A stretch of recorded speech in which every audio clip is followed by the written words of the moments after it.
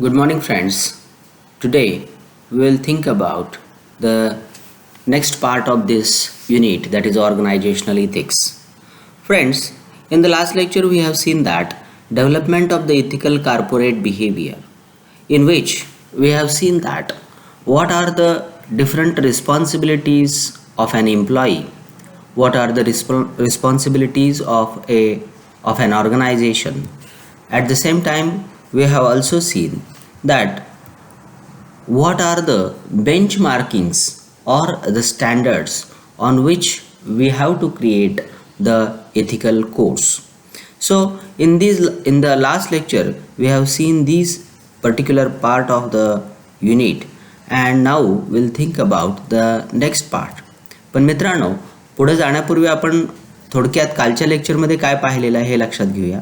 आपण ethical codes of ethical standards हे तयार करत असताना आपण इतर काही ऑर्गनायझेशनच्या कोड्सचा अभ्यास केला पाहिजे. त्याचं स्टँडर्ड, त्याचं बेंचमार्किंग काय आहे ते देखील आपण लक्षात घेणं गरजेचं आहे. तोपर्यंत आपण आपले स्टँडर्ड्स किंवा आपले बेंचमार्किंग त्या ठिकाणी ठरवू शकत नाही. त्याचबरोबर कोणकोणत्या प्रकारचे प्रॉब्लेम्स या कोड ऑफ इथिक्सच्या डेफिनेशनमध्ये किंवा याच्या प्रिपरेशनमध्ये येतात ते देखील आपण पाहिलेलं होतं.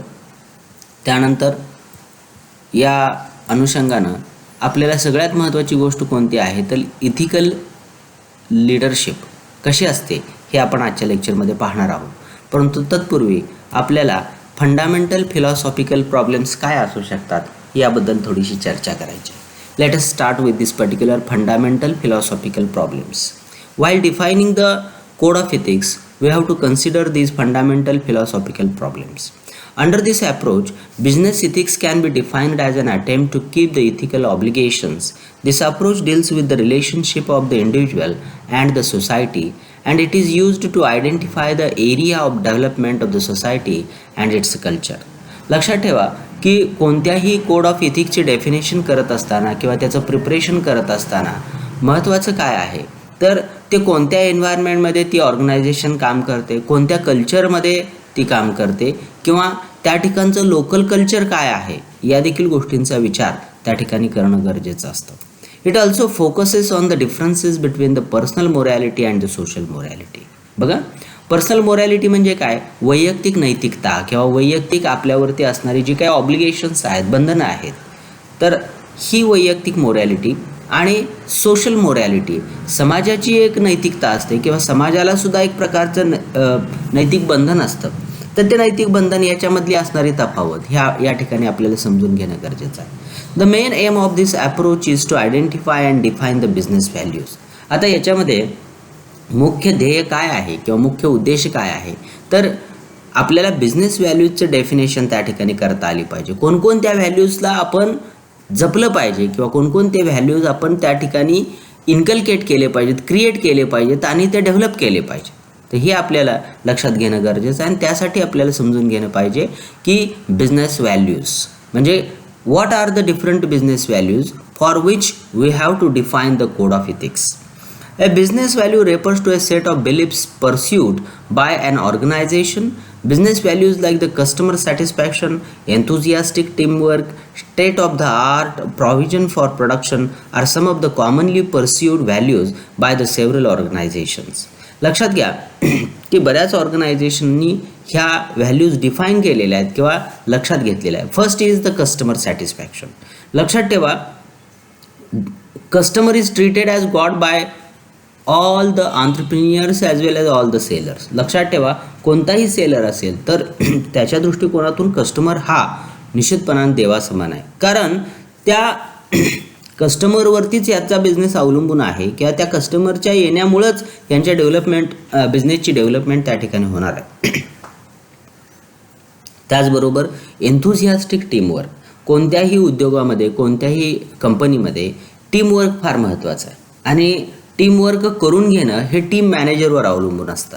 टीम मॅनेजरला एक कॉमन स्पिरिट किंवा टीम स्पिरिट त्या ठिकाणी क्रिएट करता आला पाहिजे. कारण एका कॉमन गोलसाठी सर्व लोकांनी प्रयत्न करणं, एका कॉमन उद्देशासाठी सर्वांनी प्रयत्न करणं त्या ठिकाणी गरजेचं असतं आणि ही गरज त्या मॅनेजरनं किंवा त्या टीम लीडरनं बाकीच्या टीम मेंबर्सना लक्षात आणून देणं गरजेचं असतं. आणखी महत्त्वाची गोष्ट कोणती आहे तर state of the art provision for the production. म्हणजे प्रोडक्शनसाठी जी काही प्रॉव्हिजन आहे किंवा जे काही त्या ठिकाणी वातावरण निर्माण करून देणं गरजेचं आहे किंवा ज्या बेसिक नेसेसिटीज आहेत तर त्या बेसिक नेसेसिटीज त्या ठिकाणी क्रिएट करणं हे देखील बिझनेस व्हॅल्यूचाच एक भाग असतो. When such values are pursued effectively and with the zeal by executing them in the daily activities of the management and the employees of the organization, they are believed to pay back in manifold returns and the success. Pursuing business values plays a vital role in the growth and the survival tactics of an organization. In general, the most common values that facilitate in improving the profits and the image of the organization are as follows. आता कोणत्या प्रकारच्या values या ठिकाणी सांगितलेल्या आहेत की ज्या व्हॅल्यूजच्या अनुषंगानं आपल्याला कोड ऑफ इथिक्स त्या ठिकाणी डिफाईन करणं गरजेचं आहे. Persistent progress. बघा, सातत्याने एखाद्या ऑर्गनायझेशनचा प्रोग्रेस व्हायचा असेल तर त्यासाठी कोणत्या गोष्टी आवश्यक आहेत. It refers to the eagerness and the enthusiasm on the part of the organization to keep its functioning as an ever efficient and up to date working endeavour towards the progress. लक्षात घ्या की या ठिकाणी एम्प्लॉईचा eagerness आणि एन्थुझियाझम ह्या दोन गोष्टी फार महत्त्वाच्या आहेत. If the eagerness and the enthusiasm of the employees are consistent, are continuous, then the institution will progress और it will prosper in a very good speed and that is very important. कोणत्याही कंपनीमध्ये एम्प्लॉईजचा जो एखादी काम करण्याचा जो eagerness आहे, उत्सुकता आहे किंवा त्या ठिकाणी त्या एम्प्लॉईजचा जो एन्थुझियाझम आहे, त्या ठिकाणचा असणारा उत्साह हा महत्त्वाचा ठरतो. जर ते उत्साही असतील, ते काम करायला फार त्या ठिकाणी ॲक्टिव्ह असतील तर डेफिनेटली त्या कंपनीचा प्रोग्रेस झाल्याशिवाय राहत नाही. Customer satisfaction. It refers to making the customer feel important and responding to their needs, interest and if need be providing solutions to their problems in case of any documentation processes regarding the purchase of the organization's product. लक्षात ठेवा की मी मगाशीच सांगितल्याप्रमाणे customer satisfaction must be the first priority of any business. कोणत्याही बिझनेसचं पहिलं value काय असली पाहिजे किंवा पहिली रिक्वायरमेंट कोणती असली पाहिजे तर कस्टमर सॅटिस्फॅक्शन. जर तुम्ही ग्राहकाचं समाधान करू शकला तर त्याच्यापेक्षा मोठी गोष्ट कोणतीच असू शकत नाही. कारण ultimately the product is handed over to the customer. Ultimately the product is going to give the satisfaction to the customer and therefore customer satisfaction must be the first and the prime priority of any business. लक्षात ठेवा. आणि त्यामुळं आपल्याला या दृष्टीने विचार करणं गरजेचं. Personnel development. When it comes to the development, organizations can benefit more by developing the skills of their employees. Besides considering the satisfaction of its customers and management, it should also take into account the satisfaction of its employees, which in turn can yield sincere work performance from the employees. लक्षात ठेवा, हे कोणत्याही ऑर्गनायझेशनची development ही त्या ऑर्गनायझेशनमध्ये काम करणाऱ्या एम्प्लॉईजमध्ये असणाऱ्या स्किलवरती अवलंबून असते. कारण जर त्यांच्यामध्ये स्किल एन्हान्समेंट झाली नाही, जर त्यांच्यामध्ये क्वालिटी एन्हान्समेंट झाली नाही तर त्या ओव्हरऑल ऑर्गनायझेशनची क्वालिटी एन्हान्समेंट होणार नाही. आणि म्हणून त्याच्यासाठी पर्सोनेल डेव्हलपमेंट म्हणजे त्या ठिकाणी काम करत असणाऱ्या लोकांची डेव्हलपमेंट किंवा त्यांच्या स्किल्समध्ये वाढ होणं ही अत्यंत महत्त्वाची बाब आहे. कारण ती जर झाली तर डेफिनेटली त्या इन्स्टिट्यूटच्या स्किलमध्ये, स्टँडर्डमध्ये, त्याच्या बेंचमार्किंगमध्ये त्या ठिकाणी डेव्हलपमेंट होऊ शकते. Optimal use of the resources. आता आणखी महत्त्वाची गोष्ट कोणती आहे की त्या ठिकाणी असणारे जे रिसोर्सेस आहेत, सोर्सेस आहेत तर त्याचा जास्तीत जास्त वापर केला गेला पाहिजे.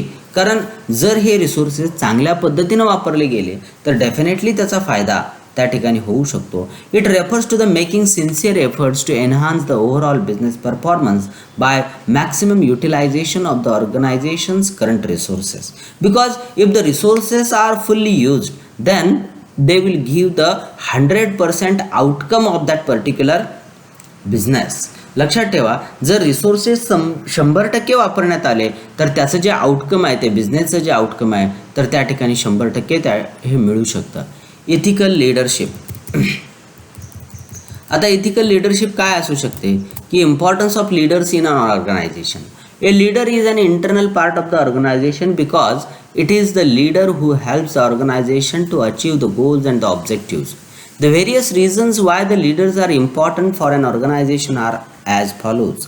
बघा, लाख गेले तरी चालतील पण लाखांचा पोशिंदा राहायला पाहिजे असं शिवाजी महाराजांच्या बाबतीमध्ये एका त्यांच्या प्रामाणिक अनुयायानं किंवा त्यांच्या एका प्रामाणिक सेवकानं उद्गार काढलेले आहे.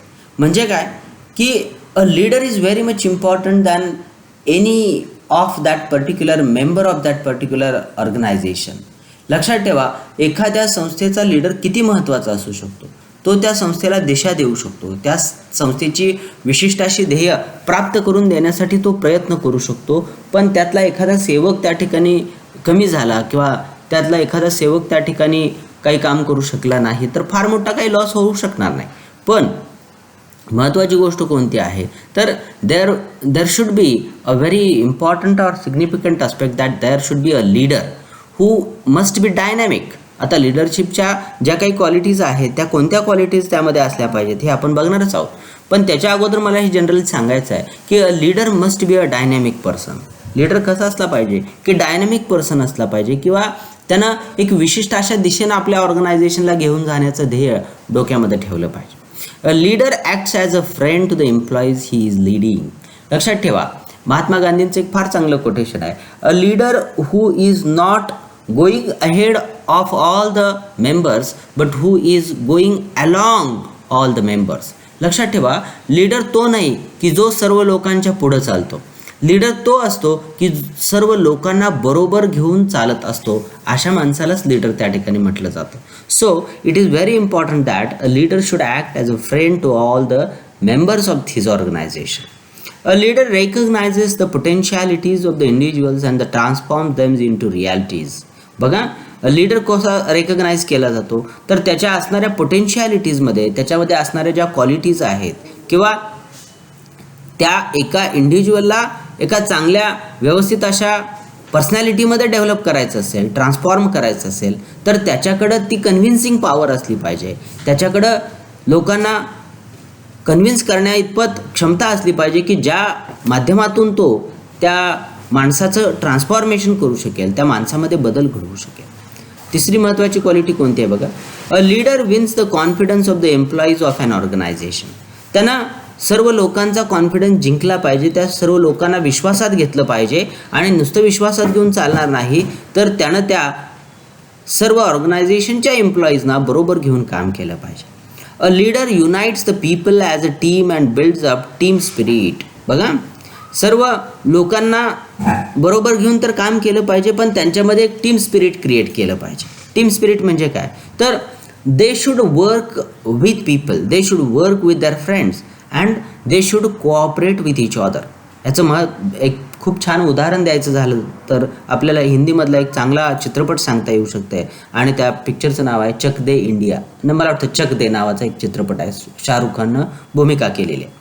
तो टीम लीडर असतो आणि त्या हॉकीच्या प्लेयर्समध्ये जे कोऑर्डिनेशन नसतं किंवा अंतर्गत असणारे जे हेवे दावे असतात, एकमेकाचा मत्सर असतो, तर हे जे मत्सर आहेत किंवा एकमेकाचं जे हेवे दावे आहेत हे हेवे दावे संपवून एक ऑर्गनायझेशन ॲज सच त्या ठिकाणी काम करायला ह्या लोकांना भाग पाडलं पाहिजे आणि हे टीम लीडरचं काम असतं. A leader unites the people as a team and builds up team spirit आणि ह्यालाच म्हणतात टीम स्पिरिट क्रिएट करणं. तर अशा पद्धतीचा टीम स्पिरिट त्या लीडरनं क्रिएट करणं गरजेचं असतं की जो जर त्या ठिकाणी केला गेला तर डेफिनेटली त्या इन्स्टिट्यूशनची भरभराट होण्यास किंवा ती प्रगती होण्यास त्या ठिकाणी फायदा होऊ शकतो. A leader maintains discipline among his group and develops a sense of responsibility among them. Very important that there should be a proper discipline, there should be proper punctuality, there should be proper following of the instructions. लक्षात ठेवा, लीडरनं लोकांना भाग पाडलं पाहिजे की त्यांना शिस्त maintain केली पाहिजे, त्या ठिकाणी लोकांना वेळेचं भान त्या ठिकाणी निर्माण केलं पाहिजे, त्याचबरोबर चांगल्या पद्धतीनं दिल्या गेलेल्या सूचना ज्या आहेत त्या सूचना फॉलो करणं गरजेचं आहे. तर ह्या सगळ्या गोष्टी त्या ठिकाणी झाल्या पाहिजेत असं या लीडरचं कर्तव्य असतं. A leader builds up a high morale among the employees of the organization. हेही तितकंच महत्त्वाचं आहे. Development of the high morale means encouragement for the higher targets or the highest targets. That is very important, and a leader should create such kind of feeling among the employees that they should develop, they should finalize or fix high targets or high achievements in their own life as well as in the life of the institution. A leader motivates the group in order to achieve the goals and objectives of an organization. जे मी तुम्हाला आताच सांगितलं की मोठी ध्येय किंवा मोठे उद्दिष्ट त्या ठिकाणी डोळ्यासमोर ठेवणं अत्यंत महत्त्वाचं असतं की जे त्या ठिकाणी लीडरनं करणं गरजेचं आहे. A leader acts as a link between the work groups and the forces outside the organization. लक्षात ठेवा, a leader acts as a link between work groups and the forces outside the organization. ऑर्गनायझेशनच्या बाहेर सुद्धा काही forces काम करत असतात, काही प्रेशर्स काम करत असतात, काही ग्रुप काम करत असतात.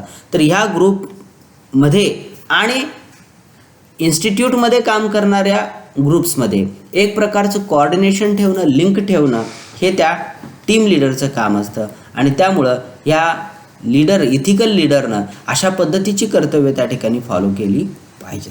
So in this way we have seen the very important aspect of this particular second part of this unit, that is organizational ethics, in which we have seen the ethical leadership as well as we have seen in this lecture the very important part, that business values, at the same time fundamental philosophical problems. So these are the very important aspects which we have discussed in this lecture. We'll continue in the next lecture the remaining part of this unit. Thank you so much.